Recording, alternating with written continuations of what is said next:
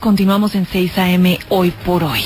¿Usted alguna vez, Patricia, ha pasado por una situación difícil, un accidente, la han robado, ha estado en una de esas situaciones que le generan posteriormente estrés, angustia, ansiedad? Sí, por supuesto, no solamente relacionado con el tema de la violencia o la inseguridad, sino con la salud misma. Cuando usted está a punto de morir, usted y sale adelante, los médicos hablan de un estrés postraumático que le generó esta enfermedad, y tiene uno que en muchas ocasiones acudir incluso a psiquiatra o a psicólogo para salir adelante. A veces eso le pasa mucho a los, Darcy, a los soldados, ¿no? Es algo que se trata y se trabaja mucho en los países que han estado envueltos en guerra y envueltos en conflicto como el nuestro, en donde después de un enfrentamiento, en donde no solo la vida está amenazada, sino también tienen que quizás matar a alguien más para poder sobrevivir, tener una serie de impactos fuertísimos sobre las personas de ahí en adelante para el resto de su vida.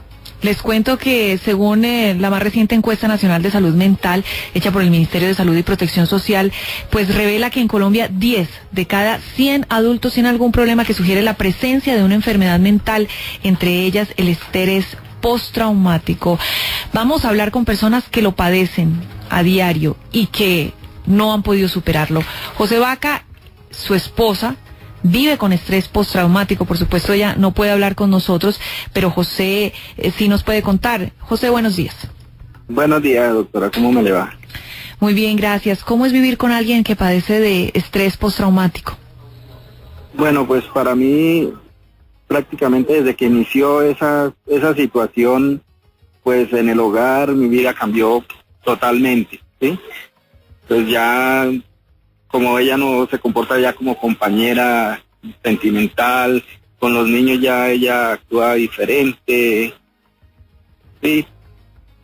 José, Ha sido duro para mí. Claro, por supuesto. Vamos a tratar de ir un poquito atrás en su historia. Cuéntenos qué originó que su señora hoy en día presente este cuadro de estrés postraumático.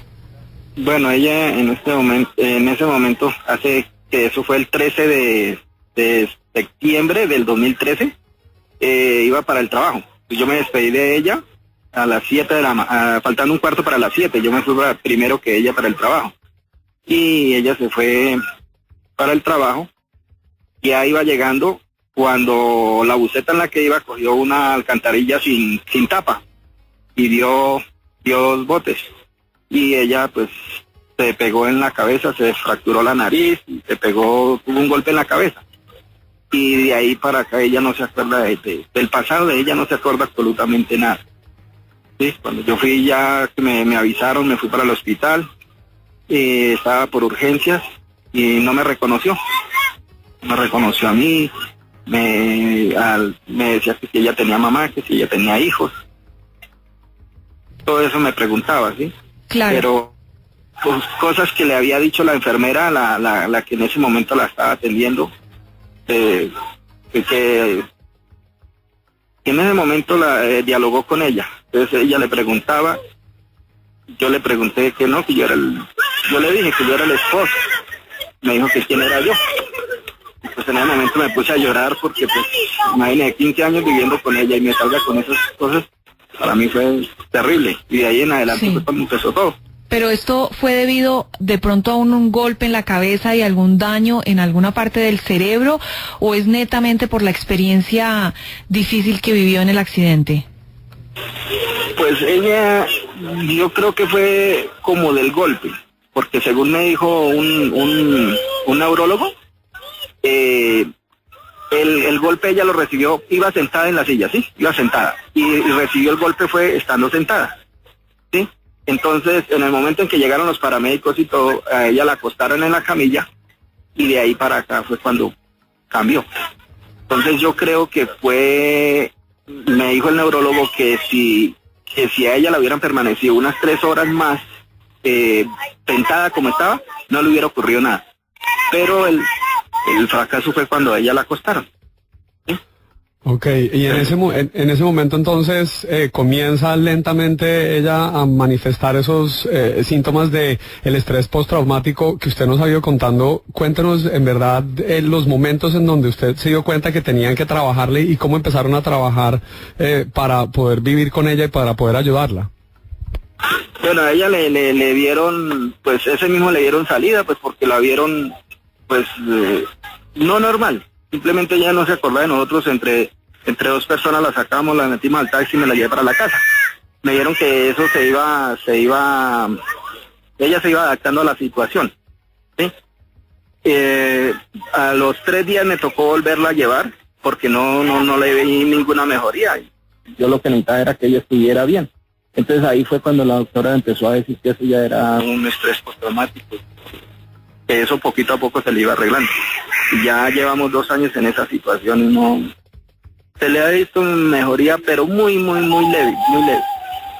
Sí. Prácticamente el pasado de ella prácticamente lo olvidó.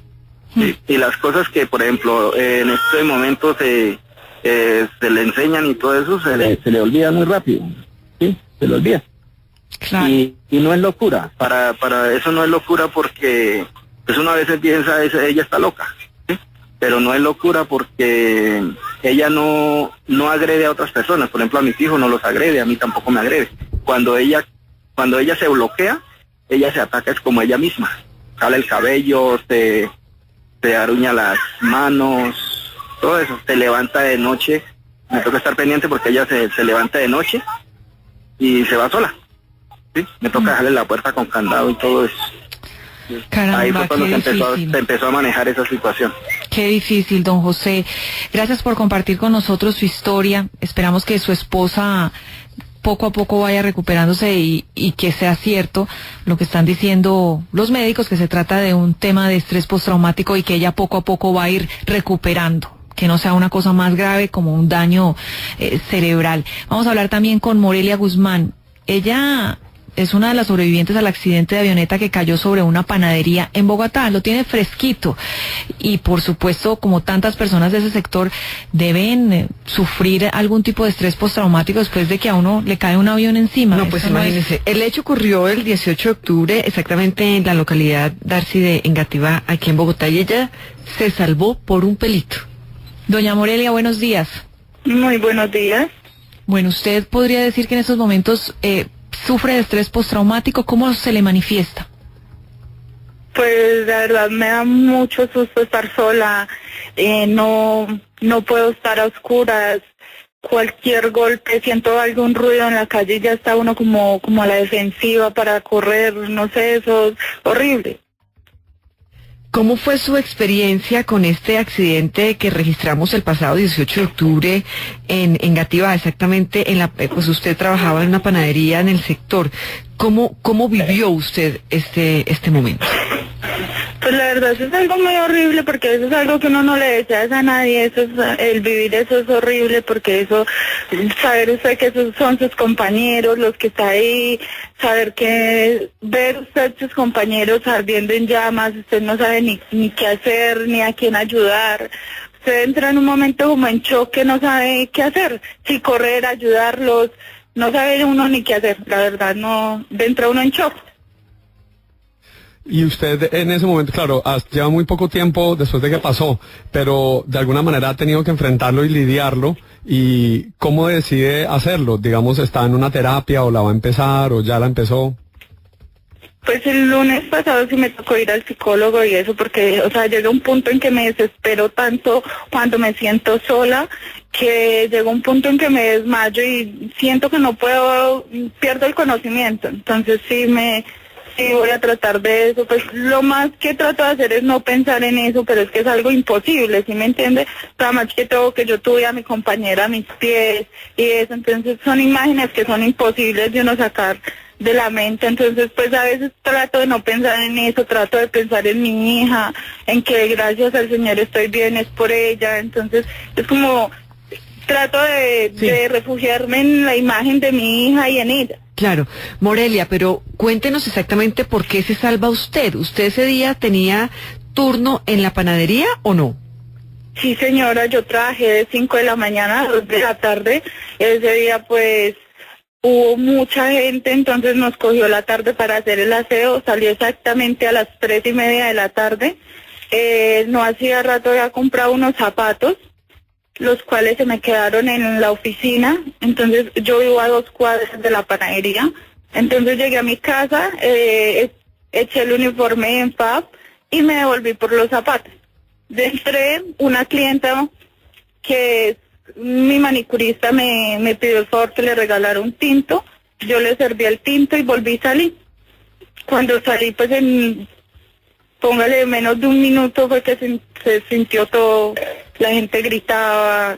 Entonces, pues lo único que uno piensa es en los compañeros que están adentro. Entonces, inmediatamente yo me volví corriendo y pues la verdad es algo que uno no le desea vivir a nadie. Hoy en día, ¿qué hace Morelia? ¿A qué se dedica? Tenemos entendido pues que la panadería quedó destrozada en su totalidad.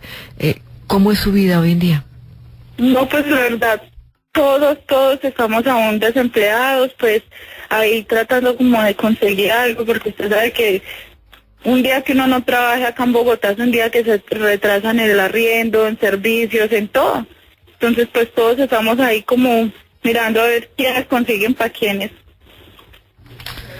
Bueno, Morelia, esperemos que, como en otros casos, esto sea un tema que se vaya superando paulatinamente y que usted muy pronto pueda recuperar su normalidad, la vida como venía y vivir sin ese miedo y esa angustia que en estos momentos la invade y que es absolutamente entendible. Vamos a entrevistar ahora a Juana Cuesta. Ella es psiquiatra, docente de la Fundación Universitaria y de Ciencias de la Salud.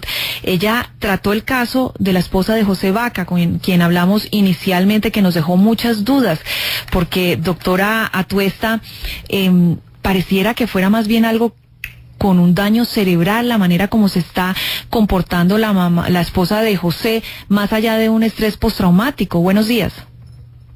Buenos días, ¿cómo estás? Bueno, pues es importante aclarar que claro, para las familias es difícil entender que una persona que era completamente funcional y normal, de la noche a la mañana comienza con los síntomas que presenta ella. Entonces, ella efectivamente ha tenido absolutamente todos los estudios, un TAC, resonancias, se le han tomado 8 resonancias y todo es normal. Lo único es que ella sufrió un trauma nasal, ella se rompió la nariz. Eso no generó daño neurológico, o sea, orgánicamente ella está bien. Es un caso de estrés postraumático muy raro porque la sintomatología que predomina en ella es algo que se conoce como un cuadro disociativo. ¿Qué quiere decir esto? Quiere decir que ella quedó comportándose como una niña más o menos de unos 3, 4 años cuando era una mujer completamente funcional. Al funcionar como de esa edad, pues dejó de ser mamá, dejó de ser esposa, dejó de ser trabajadora y en este momento debe ser cuidada por toda su familia. Pero es importante aclarar que neurológicamente no tiene lesión. ¿Cómo sabemos, cómo podemos identificar entonces cuando una persona, un pariente, un familiar cercano está sufriendo de estrés postraumático y necesita urgentemente ayuda profesional? Generalmente el síntoma que predomina es el temor a salir de casa, porque identifican la casa como un lugar seguro y tranquilo. Y no es que las personas estén en casa completamente normal, pero por lo menos están menos intranquilas que al salir de casa. Y generalmente cuando empiezan a evitar salir de casa y al presentar crisis de ansiedad, cuando por ejemplo la esposa de José subir y que ella vea bucetas o servicio público, pues como el accidente fue en una buceta, para ella dispara unas crisis de ansiedad severísimas y a ella toca reforzarle medicación antes de salir para que por lo menos pueda asistir a las citas médicas. Ella solamente sale a cumplir citas médicas. Hay un tipo de negación que viene después de una de estas situaciones que también es difícil de manejar. Muchas personas víctimas, digamos también de ataques terroristas en Bogotá o como lo ocurrió en el Nogal, que tengo personas cercanas a las que sufrieron eso, pasan después a negarlo, como a decir eso no existió en mi vida y entonces tratan de apartarlo. Eso también hay que tratarlo de alguna manera. Sí, claro. Sí, indiscutiblemente. obviamente la negación como mecanismo de defensa, porque es tan avasallado hacerle frente a que se fue víctima de esa situación, que el cerebro o la mente se da a la tarea de intentar negarlo, ¿no? Pero una de las tareas a trabajar en terapia es que la persona no niegue eso, porque finalmente tampoco va a ser garantía que pueda vivir, sino que aprenda. Yo siempre les digo que no vivan por eso, sino con eso, que sea uno más de los recuerdos. Aló, doctora Tuesta. ¿Aló? Sí, te escucho. ¿Sí? Bueno, ¿nos termina la idea? Hablaba yo que lo más importante es trabajar dentro de la psicoterapia a que la persona aprenda a vivir con ese recuerdo y que efectivamente, al igual que muchos otros, pues no viva alrededor de ese recuerdo, sino que lo pueda dejar en el pasado.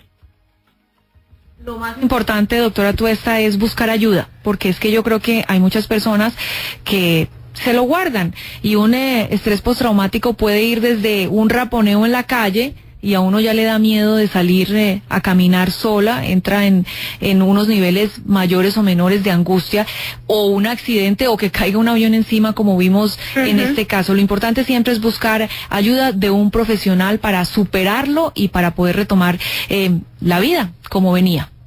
Y es importante el trabajo no solo con la persona víctima, sino con la familia, porque muchas personas para que entiendan, no vivieron claro, la situación, o peor aún, que hayan vivido y lo hayan superado, dicen, pero no entienden por qué esta persona se quedó en el momento traumático. No, pues es absolutamente normal.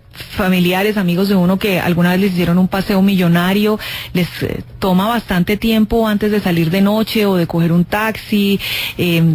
Lo mismo si han sido robados o han sido amenazados, cosas que a veces nos parecen a nosotros que son ya normales en las ciudades, pues generan, digamos, secuelas en las personas. Y si usted no le pone atención a ese hecho, a ese momento, eso se puede volver evidentemente una enfermedad mental grave. No solamente la información que usted da al comienzo de darse acerca de los adultos, que de cada 10 de cada 100 adultos entre los 18 y los 44 años pues pueden desarrollar un tipo de enfermedad mental, sino me causó mucha curiosidad, incluso angustia, que 12 de cada 100 adolescentes tienen algún problema que sugiere la presencia de una enfermedad mental.